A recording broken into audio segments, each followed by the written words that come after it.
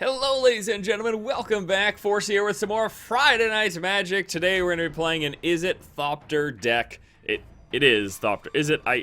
You know what I'm saying. It's a Thopter deck. We produce Thopters and we use those to fly over the head of our opponent. Not the greatest hand, but we've got 2, 3, and 4 drops, so it's not that bad actually.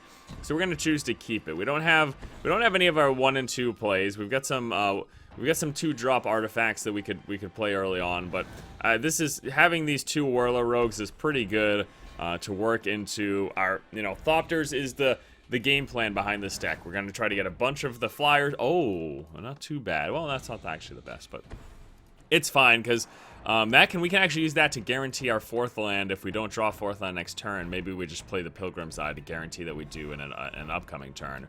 Alright, so the Pilgrim's Eye, it's a 1/1 flyer, enters the battlefield, we get to search the library for a basic land, put it in our hand. We also have the Vile Aggregate, which is an 0/5 devoid. Its power is equal to the number of colorless creatures you control, which will be all of our Thopters. Okay, that is a little bit of a pain. Maybe I should kill that now before I play the Pilgrim's Eye so that he can't potentially kill that in the future. Yeah, I actually want to kill this now. Because I want to make sure that he's got as little removal for all of my flyers, my 1/1 flyers, as possible. So if I can get rid of this 2 damage now and stop him from killing this, it's going to make this guy stronger, and the more artifacts I have in play, ultimately the better with the way this deck works. So like this right now being in play wouldn't be the best. Actually, you know what? If I play this now, then next turn I play the Whirler Rogue, he becomes a 2/5. If I play this, no, we should actually play this now. We're gonna play this now. Okay, so next turn we play the Whirler Rogue, and he actually becomes a 3/5 because he gets 1 from himself. But yeah, he's got Devoid, which means he has no color. Power and equal to the number of colorless creatures you control. He's got Trample and Ingest. Whenever this creature deals combat damage to a player, that player exiles the top card of his or her library, which should be happening here. So here we go. Pre-combat, we play the Whirler Rogue. Yes, it's working. Well, it might. We'll see if we can burn this thing. But Whirler Rogue comes into play. We get 2 1/1 Thopters in play. And then he becomes a 3/5. And then we move into attack phase. And we swing with the 3/5. Now, we also have the activated ability of this, which we can tap 2 artifacts we control. Target creature can't block this turn. So if he gets a blocking creature, we can prevent that from happening by tapping these 2 if we want. And we ingested 1 of his lands. Okay. So it looks like he is red-white, because we just saw Plains hit the exile field. Oh man, this is perfect. He's still got nothing? Oh my goodness, because we are about to throw down another Whirler Rogue. Oh, pre-combat, here we go. It's going to give this guy 2 more attack now. Oh yeah. Oh, that is way too good. Wow, look at this. Look at this. Holy crap. Alright, so we go into attack phase. 5, 6, 7, 8, 9 damage we're swinging for this turn. Man, that was the right play to play the Vile on turn 3. 5, 6, 7, 8, 9. And the great thing is, even if he had played a blocker last turn, we would have been able to stop that blocker from blocking by double tapping these 2 guys affected by summoning sickness. So that's really amazing. And we're going to play... oh my god, we're going to play 2 of the... He is so screwed.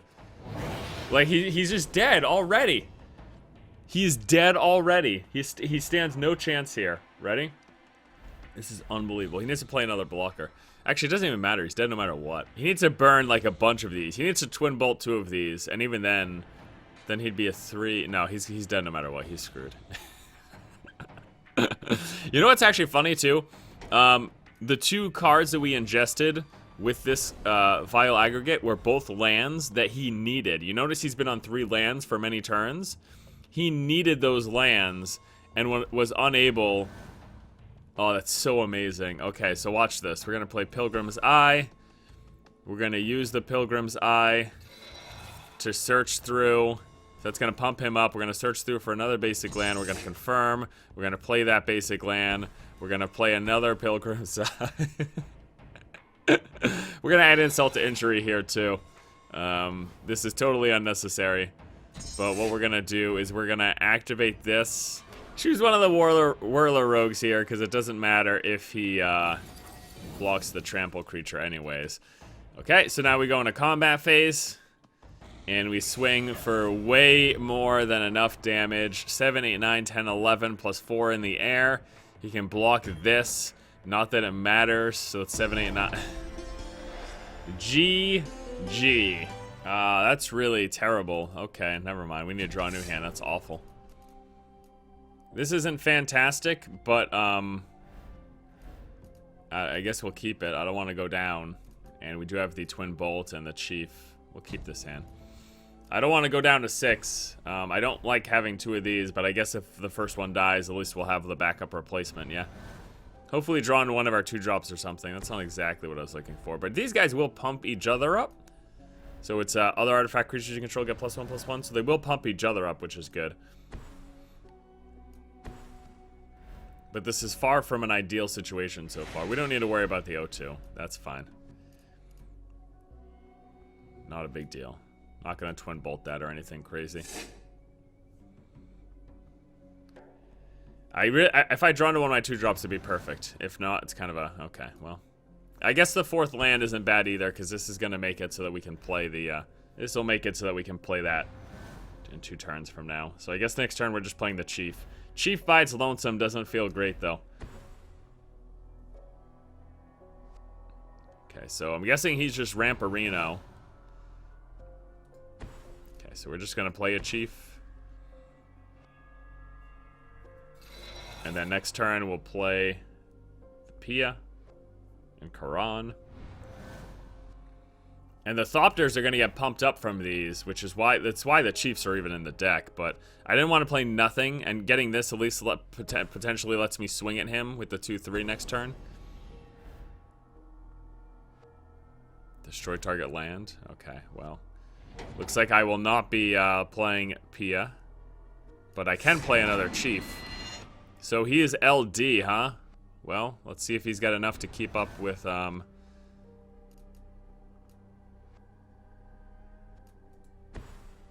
see if he's got enough to keep up here. I mean, if he keeps doing an LD every turn, we're going to be in trouble for a while, but at least now we can start swinging. So we swing with the 3/4. He blocks, makes sense. So let's see if he's going to be able to keep destroying my lands every turn, and if we draw enough lands to keep up with it. All we really need in this deck is 4 lands. It doesn't get much more expensive. In fact, it doesn't get any more expensive. I don't think we've got anything over 4 costs, so all we need is 4 lands, and we're good to go. Funny thing is, though, if we get some Thopters in play right now with both of those guys, they're going to be 3/3s, which is hilarious. You could say 4/4. Okay. So I'm not going to swing at that right now, but we will get this in play. You can sacrifice an artifact to deal 2 damage to a creature or player. So we could actually kill off his 4/4 next turn by sacrificing an artifact plus playing the Twin Bolts. We're not going to attack with both our 3/4s because they make our Thopters so incredibly strong, and I don't want him to block it with his 4/4 and kill it, so... Given that he has land destruction, though, I'm really concerned that he probably has some red forms of mass removal, like X damage to all creatures or whatever. You know, direct damage or mass damage. Enters the battlefield. You may destroy target artifact or enchantment. Are you kidding me? Pain in the ass.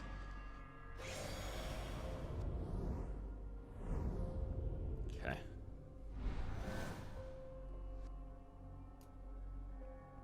That's good. That's good. Who do I kill with that, though? Sure, why don't we just play the Rune Servitor? And just attack in the air for now.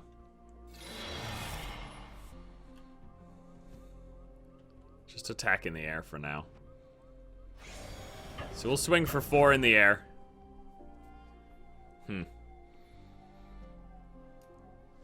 The question is, do I Exquisite Firecraft one of those 2 creatures? I don't think either one of them is a big enough threat right now, so I'm not going to. The concern is if he bounces back his 4/4 and replays it. That would be a real pain in the ass. I'm thinking of just saving the Exquisite Firecraft to burn his face if I can keep swinging through in the air.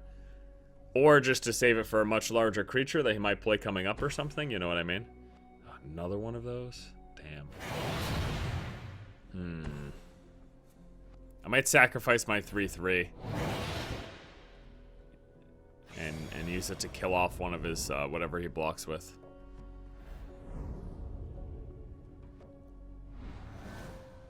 Okay. There we go. That's the kind of thing I'm looking for. That's really good right now. That's a 5/5 right now. I think I just swing in the air, actually. Just swing in the air and save my other dudes for blockers. And I can use my 3/3 in conjunction with a twin bolt to guarantee kill one of his things or whatever. Okay. Plus I've got the 5/5, which is really good. I could use that to just straight up block the 4/4. I can use a 3/3 to block one of his other 4/4s. The question is if he saves the mana, if he saves the 5 mana to pump one of these guys up, he'll pump whatever one I block. So maybe I just won't block one of these, and I'll block like the 4/4 and the 2/2. Sacrifice it, deal 4 damage. Shit. Okay. Well, I can't make use of that now. I couldn't have twin bolted it first anyways, because he can just sacrifice, no problem. Okay, let's just block it with the 3/3. I didn't want to block it with something bigger in case he used his 1 mana to also burn something to finish it off, you know what I mean? That's what I was thinking. So I think our game plan of just slow and steady here is actually going to work. Actually, you know what I can do? I'm going to attack with this one too, and so we can just play the other one. That's what I'll do. So if he blocks this, I can play the other one. Perfect. So I'll twin bolt to finish off his 4/4, and then we can still play the other one as well, right? We're going to have enough mana? Yeah, we will. Okay. Okay, so 2 more damage goes through to his 4/4. His 4/4 dies. Our 2/2 dies, but it's fine because this now lets us play this our second one, which lets us get 2 more Thopter flyers in play. And that's just fine with me. The reason I couldn't play this one before is because of the legendary rule. It would have not, you know, so that works out just perfectly. And now I think we have the win for sure. Oh, he's gonna sacrifice that to kill probably my 2/3 pump up, yeah.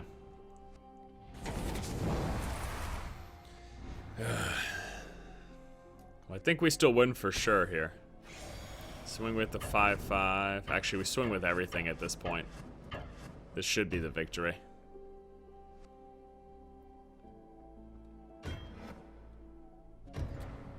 Okay, so since he's blocking both of those, I'm going to use this to sacrifice this. Okay, 2 damage to him.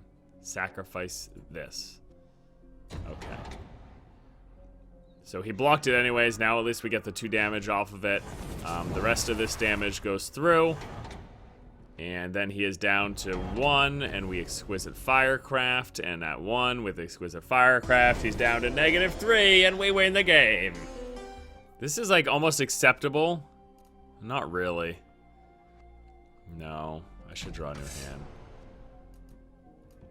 Little mana heavy, but we do have the Foundry as well as okay, we'll keep it. We'll keep it. It's a little mana heavy, but we've got the Foundry, which will give us Thopters in the future, plus the Chief and the Pia. The Nalars, I guess I should always just call that. Ooh, and that's a nice 3-drop. Okay, so we'll start off with the Guildgate. This is a really good 3-drop. It's gonna get us a Thopter in play. Gives my artifacts haste. For when Nalar comes out, that'll be especially good. Oh, this is really good. This could work out very, very well for me. The question is, which one do I play on turn 3? I guess we play the one that gives our things haste, because it wouldn't make a difference. If I played this on turn 3, it's not like I could attack with the 2/1/1s on turn 4 anyways, but if I play this, I can then attack with those and that. So I think that works out the best for me. So nothing on turn 2, but turn 3, it's either the Chief or the Thopter Engineer, and I think the Engineer makes more sense overall. it will lead into more damage the following turn when this comes into play, because of the haste effect that it gives my artifacts. So 1/2 devoid flying, ingest. Okay. Well, we're gonna have flyers as well. Well, now actually, now that puts a kink in my plans, because now I can't attack with... Well, I can if he doesn't attack, so maybe it's not the worst of ideas, but I'm sure he will. So maybe what I do is I play the Thopter right now, and depending on what he does, I might play the Chief the turn after. If he attacks, great. If he, you know, I think that works out for me. So we'll play the Engineer now. And then if he attacks to trigger his ingest ability, then we can play the Pia. If he doesn't, then we can just play the Chief and attack with our 2/2 flyer, as well as our 1/3. Now, because he's mono blue, it appears, counterspell and bounce are things I'm gonna have to consider. Like, it's likely that he has both of those.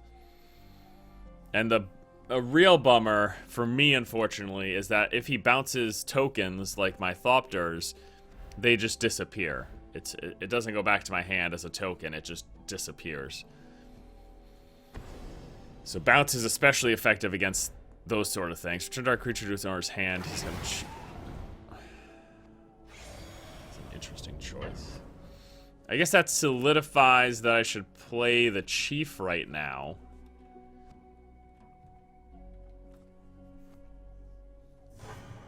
I guess that kind of solidifies that I should play the Chief right now, huh? Or I could play the Firebird. There's a lot of choices here.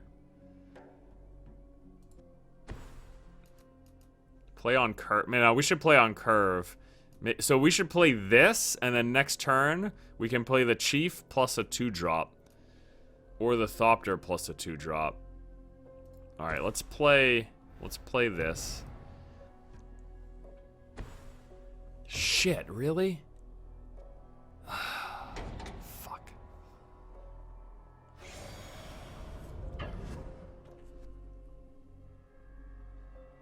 I didn't think he was gonna have a counterspell for 2 mana. I really didn't.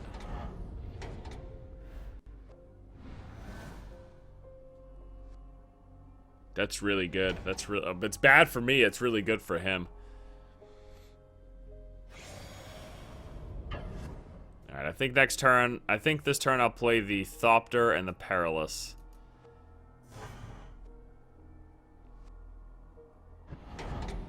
It's like exiling all my shit. Ah, Whirler Rogue, that's a bummer.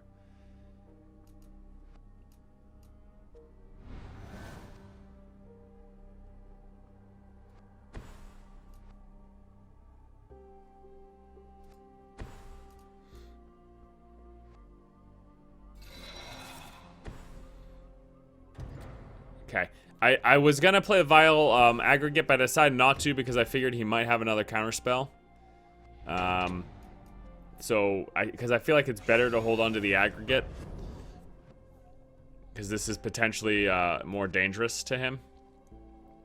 I mean, there's nothing I can do. Like, these counterspells are gonna happen eventually anyways. But he's used 2, so maybe I'm comfortable enough to play the Aggregate next turn. And next turn will be able to be a potential turn for Aggregate plus Chief of the Foundry. This is a real pain in the ass, though. He's got so many counterspells.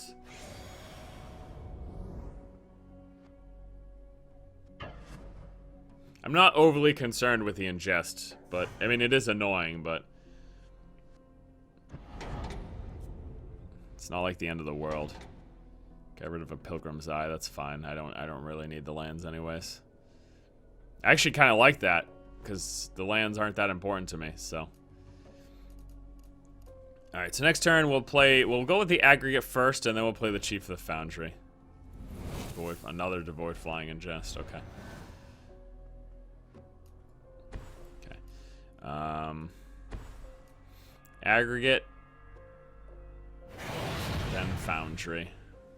Pumping up our other artifact dudes. So now, that was a really good turn that we were able to play both of those things. And I'm going to save my 2/2 to block his 1/2s now. I will attack with this one, though. But we'll save this guy to block his flyers to help cut back on that ingest problem. And we've got the Foundry, which is going to give us 2 Thopters in play. Now, so if he doesn't bounce my Chief of the Foundry, this becomes that much better. It gives us 2 Thopters, which will both be 2/2s. And we'll be able to do that next turn. So he's deciding whether or not he wants to block, which seems insane to me. Or maybe he's got bounce that he's deciding on. No, decides to do neither. So the 2 goes through. We now have a 2/2 flying blocker, and next turn I think we're gonna play and trigger the Foundries over the Firebird, because he can't stop this from happening. He can't stop this from happening. Like, he can't counter a land coming into play or anything. So it's pretty good. All right, so we're gonna. Wow, we're just gonna block this.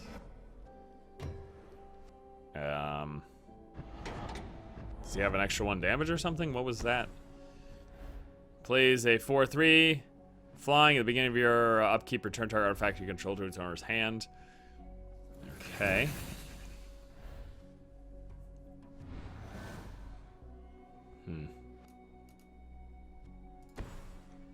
We could also just play the Abbot right now. Hell, actually, I think I'm just going to play the Abbot right now.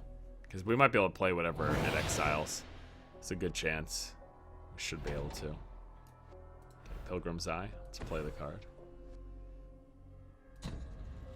Gives us another land. Also pumps up our guy into a 5/5. Okay. And then I think we swing with the 5/5, the 2/2. Because this guy, he could just block with that, and that would be a problem. So let's just swing with those 2. See what he does. Oh, yes. So I'm going to use that 2 damage to kill this, and he's gonna have to bounce this back to his hand anyways. He's gonna bounce this back to his hand during his upkeep because that's the effect of that card. Oh man. Alchemist Vial. Enters the battlefield, draw a card, sacrifice it. That's fine. That's fine, that's fine. I think we win this turn, actually. Unless you can stop the bird from coming into play. Play the birds, 3/3 flying haste, attacks each turn if able. Plus it's got landfall to trigger coming back into play, but I'm not sure that's necessary. Okay, he's gonna make it so that this can't attack. But he's still gonna get hit with everything else. Which is 5, 6, 7, 8, 9, 10, 11. And that is the match. Woo! Feels good to go past and beat control. Ooh, this is one of the first hands where I actually have some early game. Problem is I don't have the red source, but I've got the Pilgrim's Eye to draw into 1 red source, and so long as we draw into a 2nd red source, then that'll work out. Plus we've got the late game control. We've got a 2-drop. I think we'll keep this. So we only have blue sources and then a color source with the Foundry. But we've got a turn 2 play with the Perilous. Our turn 3 play will let us get another land. Oh, there we go. That's perfect. That works out perfect. Okay. That works out perfect. So we'll get our we'll play a red next turn. Oh, I guess it doesn't matter. We'll play a red on turn 3. We'll play the Pilgrim's Eye, giving us a 2nd red, and that'll let us play the Nalars on turn 4. So that works out great. Okay. Oh, we also have the Thopter Spy Network. Okay, now this actually, so the question is, do we play the Nalars, gives us 2 1/1s, and we can tap 3, sacrifice an artifact to deal 2 damage. Or on turn 4, do we play the Thopter Spy Network, which during our upkeep makes it so that we keep getting 1/1 tokens, and then whenever 1 or more artifact creatures deal combat damage to a player, draw a card. This might be the one to play, actually. Actually, I think this is the one to play, no question. Because we're going to be hitting him with 2 artifacts next turn, which will give us a couple of card draws. That is insane. Oh, I really hope Thopter Spy Network works out. Oh, I'm so stoked right now. I really hope Thopter Spy Network works out. Getting card draw in this game is so satisfying because it's such a huge benefit. Like, drawing cards in this game is such a huge benefit, and especially when it's not just a card that you play to draw cards, but when it's a card that uses synergies to fill up your hand and make you even stronger, that is like especially awesome. Oh, I hope this works out. It looks like it's going to. He hasn't played anything yet. Oh my goodness. Okay, so turn 4, pre-combat. We're going to play the spy network. And then unless he has an instant to destroy this, we attack with 2 artifacts. Gonna bring him down to 17. And get the card draws off of the spy network. We're gonna get a single card draw, because all we need is 1 or more artifact to deal combat damage. That's so awesome. Yes! Does he have anything going on? What are you doing, bro? Turn 5, you've played nothing so far but lands. Please tell me you're doing something. I feel slightly less satisfied if I play against an opponent who does nothing. Okay, Planar Outburst. Destroy all non-land creatures. That's actually fine. He just killed 2 creatures. Like, no big deal, actually. Okay, so we are going to play... It does mean we don't get the card draw this turn because we've got no artifact to attack with, but it's not a huge deal. On 4 mana, we're going to play the Nalars. So it gives us 2/1/1 Thopters in play with flying. And again, we can tap 3, sacrifice an artifact to deal 2 damage where we want. Oh, yes. So he is clearly like late game control-ish. Green-white late game control with probably some big stompy creatures, some flying creatures. Which actually could be a real problem, but we do have the aligned head-drawn network, so that might counteract... we might just want to wait until he plays like 2 big creatures. For each player, okay. Choose an artifact, a creature, an enchantment. Sacrifice all of it. So he basically what's happening right now is he's only destroying 2 creatures. And we've got another Paya, so that's actually hilarious because it's not a big deal because we could just play the other Paya right now plus the Rune Servitor. We get a Thopter in play from him.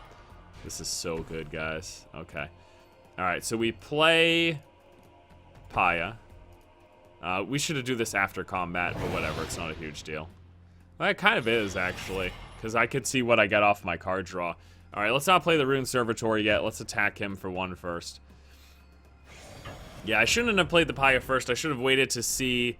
I shouldn't have played the Nalars first. I should have waited to see what I got off of my Thopter attack. My Thopter attack triggers the spy network, draws a card. Okay, well, that's fine. Oh, my God.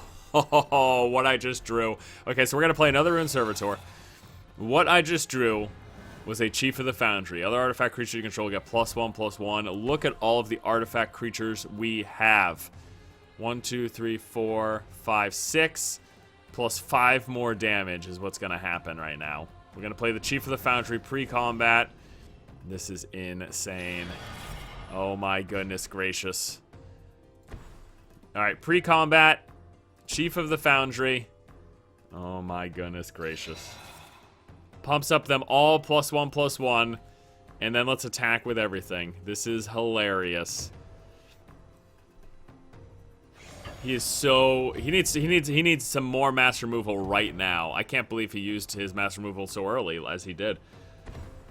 Okay, he's gonna play Flash. Whenever a creature deals combat damage to you, if this is enter the battlefield this turn, exile that creature. Oh. Shit. Is he gonna block anything? Please block something. Yes! Oh, you are so stupid. I am so lucky that he blocked a creature, because now it lets me kill that and prevents his exile effect from happening. Oh my goodness. That is so good for me. So basically what happened is he played a card that made it so that all of my creatures that dealt damage to him this turn would have been exiled, except he blocked one of my creatures, allowing the creature that he blocked to deal damage to him, which let me then use my Nalar to sacrifice an artifact to deal additional damage to it to kill it, preventing that exile effect from happening. Oh, that is so good. He exiled my Foundry. It doesn't matter, though. He's dead at this point. Unless he's got Fog right now.